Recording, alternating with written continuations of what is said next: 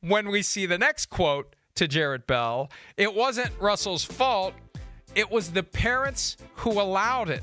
That's not an incrimination on Russell, but an incrimination of the head coach, the GM, the president, and everybody else who watched it happen, including ownership. Didn't say that, but I will, including ownership. Now, a quarterback having an office and a place to watch film is normal, but all those things get magnified when you're losing, and that other stuff, I've never heard of it.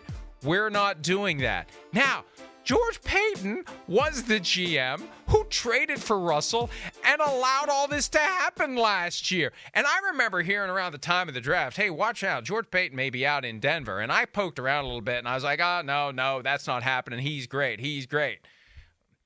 If I'm George Payton, I'm starting to explore the housing market in Denver to see when I should put that sign in my front yard and get full value for the house I bought out there. That is an ominous freaking comment to throw him in there, to throw the team president who just got there in there, and to indirectly throw ownership in there. He's castigating everyone who was there, even though 90% of them are still there, Myles. Yeah, that part too is what really caught my eye, especially when you were talking about George Payton. And when somebody is the general manager of a franchise, that is one of the premier spots, right? So if you're going to be the head coach and you're going to criticize your GM that publicly, that's going to be a thing. And that's going to now be a story throughout their entire time together, whether it's just this season, whether it's just a couple more weeks, whether it happens to be years. I mean, that is something to me that really, really stands out. Because look, if you're the head coach, you might not interact with the team president all that much. You know, you don't depend on the team president for player evaluation and stuff like that, because the team president is running the business side, right? You interact with ownership, certainly, which is probably part of why you didn't have ownership in there in those comments, because they obviously are paying Sean Payton's salary. But when you're talking about the GM and you're relying on the GM for player evaluation and player acquisition in a lot of ways, that's a very, very pointed criticism. And I can understand why that might have ruffled some feathers in the building. Well, but Myles, even though he did not specifically mention ownership was involved last year. They had just gotten on the scene in August. Bought the team, yeah. Right. But when Sean Payton specifically includes this phrase in his comment, everybody else who watched it all happen. I mean, what he's saying is, where are the grown-ups here? Where are the adults? Was no one able to recognize what was happening and how it was happening and how we were allowing this to happen and how we created this mess? Why did no one stand up and say, we can't have this? So he comes through the door and he's taking a flamethrower to the place. And he's saying through this comment, the rest of you are idiots. How did you all let this happen? And again, that thing, if you're going to say that, if you're going to have the nerve to go in there and say to George Payton, to Monty Leach, the team president, Greg Penner, the CEO, and everyone else in ownership, Condi Rice, you name it, what the hell was wrong with you people last year? What were you all drunk? Were you all asleep? Are you all stupid? Why did you let this happen? It's one thing to have that kind of attitude in the building. But when you take it out of the building, when you allow that to, I mean, and hey, I mean, look, I'm going to go back to an attitude I judge thing happening. I said if this was any other coach, we would be saying this guy has lost his damn mind.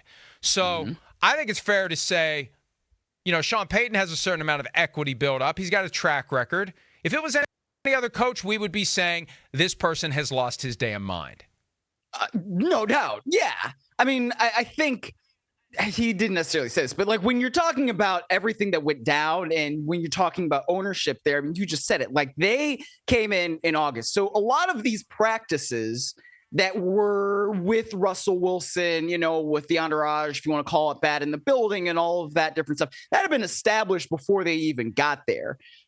within the off-season program, when they're starting to install everything and you have Nathaniel Hackett as the head coach and it's this and it's that. And it's like, well, you can try to say we're the adults in the room, but if you just get there in August, it's kind of difficult to then be like, wait a minute, this isn't right, especially when you've never led an NFL franchise before. Now, that doesn't necessarily excuse it all, but right. I think that is a factor in it. So to me, the point of criticism there is much more at the general manager and at George Paton than it is in terms of the other people that are involved in it. I agree with you to an extent, but I would submit that you at least concede that ownership, to use one of your phrases, caught astray from that comment. At a minimum, yes, they caught astray. Yes. Okay. Yes. I'll take it a step farther than that, though, because I said all last year, these Walmart people, Greg Penner, the CEO of Walmart, these are titans of industry who are in a position to fully understand organizational dynamics, professional psychological interactions, how these things work, how to get the most out of people.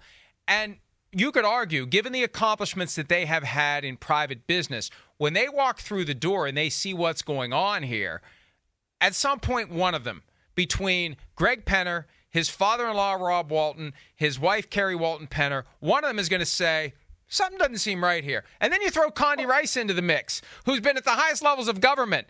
Are we handling this the right way? And at least Condi Rice has been around football. She worked, kind of arm in arm with David Shaw at Stanford, and she's been interested in football for years. And she caught astray on this as well because she watched it all happen. I'm just trying to help everybody understand, and myself too, in real time as we break this down. He blew it all up. I mean, he's going after everybody on this, either by name or indirectly. Yes, but at the same time, I mean, if you buy a team in August and then they have all these things that basically you're not going to be able to change all that much between August and, let's call it December or January when the season is going to be over. You're kind of locked in to what you're going to be for that season by August. Right. Even if Jerry you get in there, could have come in and told him to do some things differently. They brought in the coach. Well, they brought, I know, but I'm saying, like, okay, so if you get in there in August, and then I don't know whose prompting it was to hire Sheriff Jerry Rossberg, but then he comes in, and then by the end of the calendar year, Nathaniel Hackett's gone. So it's not like they sat on their hands and did nothing for over a year, right? Were they patient, and did they let things play out a little bit? Yes.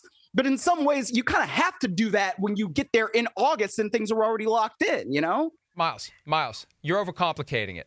Payton said, am I? Everybody else who watched it all happen. Yes. I know. My point is, it doesn't matter whether or not the flamethrower, hang on. It doesn't matter whether or not the flamethrower that Payton took to the whole organization, including ownership, is justified. What matters is he did it. Okay. Yes. He did it. Yes. When he says everybody else who watched it all happen, he did it. So that makes it even more delicate for him moving forward because he lumped in people who could make your argument. We just got here in August. What the hell are we supposed to do? Right. We just bought the damn team. We don't know what's going on. I thought this was normal. I don't know. I've been selling diapers and Frosted Flakes and car batteries for my whole life. I haven't run a football team. So I mean, let's not lose sight of the fact when he says everybody else who watched it all happen, he is throwing dirt at ownership, all ownership. And Greg Penner, and I keep coming back to Condi Rice because she's the one who at least has the football knowledge. So anyway, I don't want us to get too far afield with this.